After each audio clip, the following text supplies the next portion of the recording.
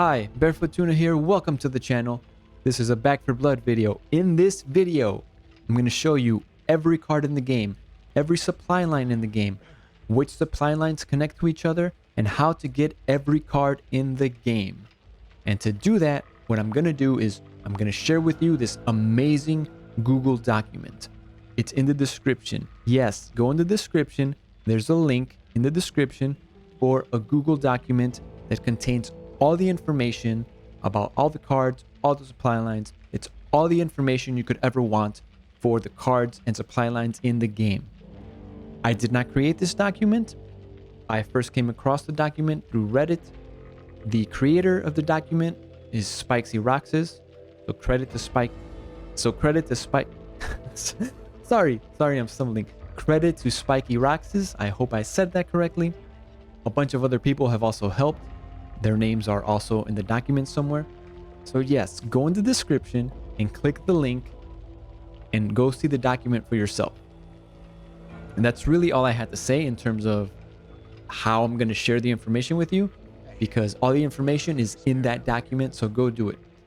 The rest of the video, I'm about to bring up the document on screen and I'm just going to go through it and I'm going to talk about it. If you guys want to follow along and see all that, feel free to stick around. So here we go.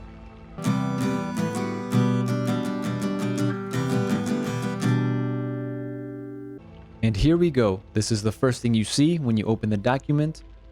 This is the README page that explains everything there is in this document. If you look at the top, there's all these other tabs. I'm going to go through all these in just a second.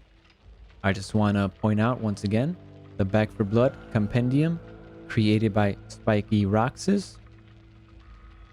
And then if you see in the credit tab, these are a bunch of other people that have helped with this document in some way, shape, or form.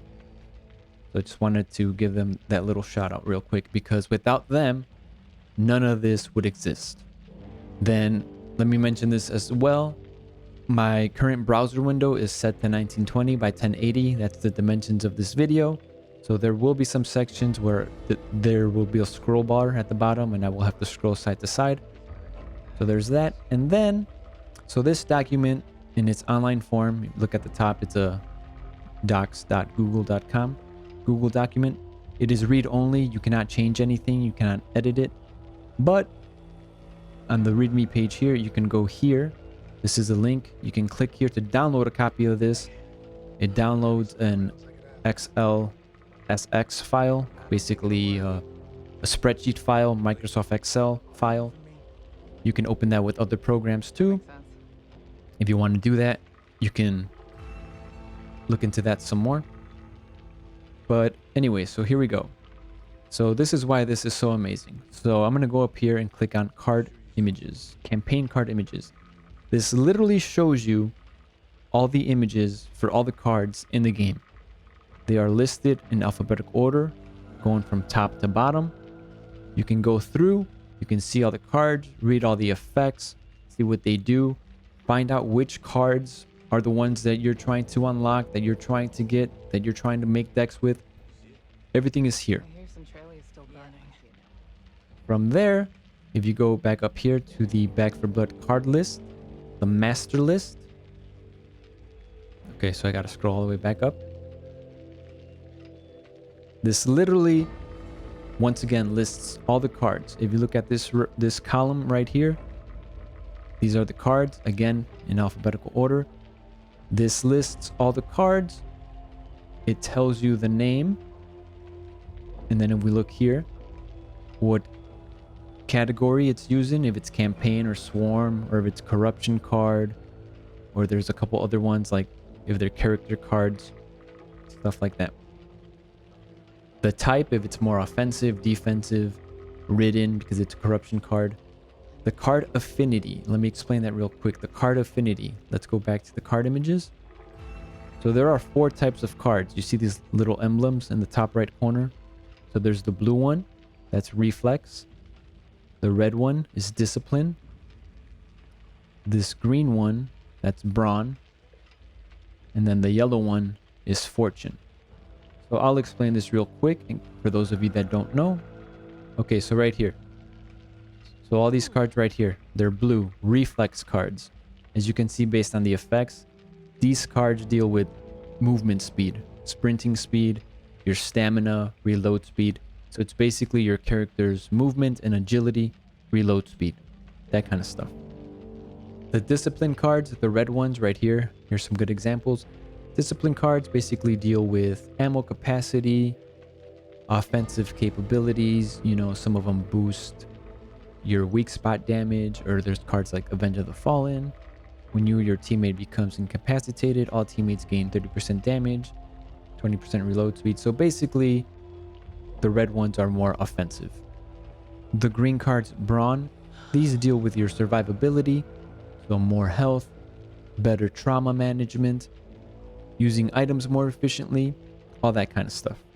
And then the yellow cards, the fortune cards. These are the cards that deal with copper, finding more copper, getting more copper, all sorts of stuff like that. And then other miscellaneous effects that you can get. So like, for example, box of bags, you get minus 10% health, but it gives everyone on your team an extra team support slot inventory. So let's go back to the card list. So here we are. That's the card affinity, the 4 categories I just explained. Team effect. Does it affect the team or just you? If it doesn't affect the team, it's a no. If it's a yes, it affects the whole team. Copper cost. This is if you find it while you are playing, how much it would cost you in the game. You might notice some of the cards are listed twice. That is because some of them you can use in campaign and you can also use in swarm. And sometimes they have the same effect, but sometimes they don't. So this column here, that's the card effect. I'm gonna have to scroll over this a little bit. This is what I was talking about earlier, that I would have to scroll at some points. So this right here is the effects. Look at this note. Versus and campaign cards to be separately listed even if they have the same effects. Then if we scroll some more, obtained from, it tells you which supply line you can find it in. The supply lines, they kind of rotate. They have the same name. So when there's a parentheses, that means you have to get it once you're in the stilts the second time. The stilts 2 or Bridgetown 2, the furnace 2, etc. Supply track. I will explain that in 2 seconds. Position and track is basically as you're unlocking stuff and you're going down a certain track, a certain line, this is the unlock number that this card would be, if that makes sense. So this card here is the 5th item you unlock if you're in this track. I'll explain this again if that didn't really make sense. So let's go talk about this supply track. To explain this a lot easier, I'm going to show you what you see in the game. This is the supply lines menu. As you can see right here, there are 3 rows. The top row, the middle row, and the bottom row. All the cards are set in place. There is nothing random. Every player, all of us, we all get the same supply lines in the same order. We all get the same cards in the same order. So all you really need to know to understand all this is that there's 3 rows. The top row, the middle row, and the bottom row. These are the supply tracks. The top track, the middle track, the bottom track. Got it? So here we are back in the document. So the supply track. To explain this a lot easier, we're going to go over here to another tab. So to quickly recap, I went over the campaign card images. You can go here and then there's the card list, which we were just looking at. Then if you go here to the supply lines tab, this has all the information that you could ever want on all the supply lines. So talking back about tracks, the top track. So all these orange supply lines, this is the top track right here, the orange ones. The middle track is all this blue.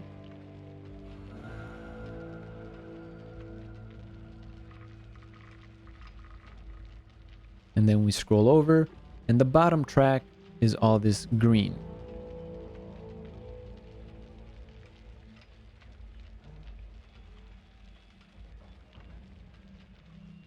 So let me explain everything you see here. So when you first start the game and you start unlocking stuff, you get the very first supply line, the strip, that has these 3 cards in it. And then once you unlock these three, that's where you actually see the three tracks, the top, the middle, and the bottom. So I'm looking here at the orange. This is the top track. So what this is telling you is the first supply line in the top track is Paul's Alley. And this arrow is telling you when you complete this track, so when you buy all these cards and items here, you will complete this supply line and go on to the stilts, which this is literally the one that's right under it. So you see how Paul's Alley is bolded, the stilts is bolded, Fort Hope is bolded. So these are basically the tracks in order. So you go Paul's Alley to the stilts, which is this, to Fort Hope, which is this, to Paul's Alley once again, the second time, which is why there's a 2. So you go back to Paul's Alley. I don't think the game tells you it's number 2. You should just go back to Paul's Alley. And then you go from there, and so on and so on.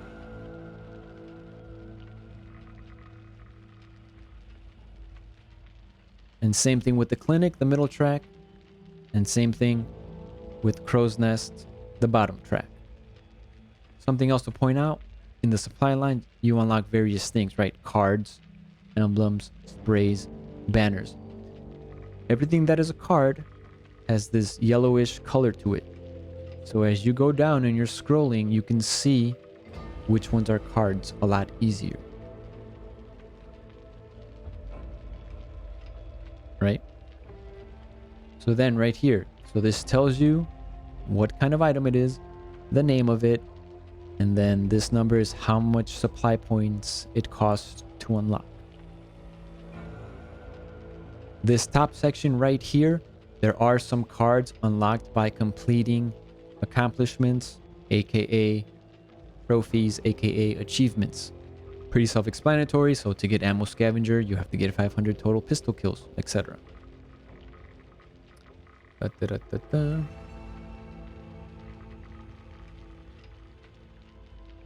Right here, this information right here, this is basically telling you how many total supply points you need to unlock everything in each track.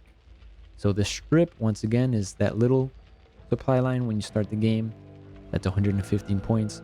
To complete the top track, Paul's Alley, 7,265 total points. The middle track, the clinic, 7,050 points. And then Crow's Nest, 7,200, for a grand total of 21,630. That is how many total supply points you need to unlock everything in the supply lines. So then, using all the information here, you can go through this, look at all the cards. If you see a card you like, let's say you're going through this and, I'll just go and I'll just stop at one and we'll see which one looks interesting, whatever. Let's say you see this card, on your mark. When you exit a starting safe room, your team gains plus 15% move speed for 30 seconds. Let's say you want that card. You would go to supply lines. Then on your keyboard, Control F, it brings this up. It's just your web browser that's defined. So then you just search for the card, on your mark. If I could spell correctly. Honestly, I wasn't looking. And then boom, it'll highlight right here. So it's telling me this card, on your mark, this card is in the Bridgetown number 3 supply line. So now I know how to get to it. So I would have to go through this line, go in 1, 2, 3, 4, 5, 6, 7, 8 rows deep. 8 lines into it in the 3rd track. Bridgetown 3, on your mark. That's how I would find that card. And now, if we go to this next tab, Trophies, Achievements, pretty self-explanatory. It literally lists all the achievements, all the trophies, all the accomplishments. Tells you what it's called, how much points you get, which game mode to do it in, etc. Everything is here. And then, if we go over to here, the card helper. Let's go to card helper first. So in this card helper, what you see here is, once again, the name of the card. They are not in alphabetical order. The way they are listed here is by the supply line that you get it in and it's color coded. So this is Paul's Alley 1, Paul's Alley 2, 3, and it goes all the way. So all this that says alley, all of this is Paul's Alley. And then same thing with the clinic, and it goes on. So those are the tracks. And as you can see right here, this number here is the number item that this particular thing happens to be. Because this is also listing the emblems and the banners, right? So to explain this, if it's still a little confusing, let's say this card, I'm looking here at name at this card, Offensive Scavenger. It's telling me it's a card. It's the 13th item in the Paul's Alley track, right? So Offensive Scavenger is number 13, right? So if I go back to supply lines, now I'm looking here at the alley track, it's all this. The 13th item, you know, there's 1, 2, 3, 4, 5, 6, 7, 8, 9, 10, 11, 12, 13. The 13th item is Offensive Scavenger. Got it? Does that make sense? So let's go back to card helper. So this number here, that is the order that things are listed in the card helper tab. It's by the number, and that is the unlock order that you would get this item. And then we go over here. So once again, it tells you the card effect. So this column is not really related to any of this. This is just once again listing all the cards in alphabetical order. Then if we go here to the deck builder v2, this I myself have not really messed around with, but based on the 5 minutes or so that I was looking at it, how I think this works is, so once again, as I said, if you're looking at the website, at the actual link, this document is read only. You can't change anything. But if you download it, download the actual file, the document, you can open it with Microsoft Excel or other various programs. And that way you can edit it. So then you would see this. This has 15 slots because each deck can have 15 cards. So I believe with the card helper view here, you're able to go here and like copy a card. You know, it would like copy the whole row, and then you would paste it into one of the slots wherever you want it to go. And this is basically just going to help you manage that deck. So if you wanted to make this, take a screenshot and share it with other people, or you just want to do this for yourself so you can keep track of how to make each deck, you would see the cards here. There's their effect. It would automatically fill in which track it's in and which item number unlock it is. Does that make sense? Sorry if I'm butchering some words here and there, pausing awkwardly. Just trying to, as I'm saying a lot of this, I'm trying to think of how to say it so that it makes sense. The cost of the active deck, it's, you know, how many points you would need. So if there's a card here that's deep in the track, obviously you need a lot more points. So for this particular deck here, you would need this many points, 3,435, to reach the most expensive card type of thing. You get what I'm saying? And that's why that determines the cost of your deck. You would need, to make this exact deck listed here, you would need 6,680 points. And so this is useful because, as I said, as you copy and paste cards from the card helper into the active deck, it's gonna basically fill out this information for you, so then you know exactly what to do, how many points you're gonna need, etc. You can always make various decks this way and always have this information ready for whenever you need to see it again. And there you go. If you enjoyed the video, you know what to do. Go press some buttons, all that good stuff. It helps promote the video. It helps the channel. It helps me, it keeps me motivated to keep doing this kind of stuff. So subscribe to the channel. Follow me on social media. Watch me live stream. All that info is in the description.